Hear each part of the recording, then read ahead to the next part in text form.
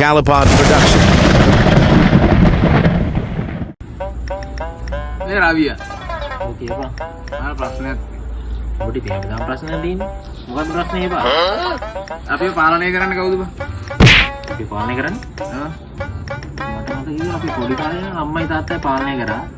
දැන් උඹේ බඳින වයසත් එක්ක ඉස්සරහට උඹ ගෑණි තමයි පාලනය කරන්නේ. එහෙම පුළුවන් නෙවෙයි බා. එහෙනම් අපේ ඇඟ ඇතුලෙන් අපිව පාලනය කරන්න කවුද? අපි ඇතුලෙන් පාලනය කරන්නේ. අපේ මොලේ නේ. එතකොට මනක් කල්පිත දේවල් කියන්නේ මොනවද බා? මොනක්කාල පිටේ. ඔය මම බල ඇහුවොත් නම් මාර වැද්දු. ඒ වුණා ප්‍රශ්නයක් ඇහුවම නෑනේ බං උත්තර. පොඩ්ඩක් හිතපන් මේ කල්පනා කරනවානේ. එතකොට රවියා ඔව් කියපන්කෝ. අපි කල්පනා කරගෙන ඉන්න වෙලාවට අපිට හිතුනොත් අපි කල්පනා කරන්න ඕනේ නෑ කියලා. ඒත් අපි කරන්නේ කල්පනා කරන එකම නේද? එතකොට අපි ඇත්තටම කරන්නේ කල්පනා කරන එකද කල්පනා කරන්නේ නෑ කියලා කල්පනා කරන එකද? ඒ කොහොම බැලුවත් අපි අන්තිමට කරලා තියෙන කල්පනා කරන එකමයි නේද?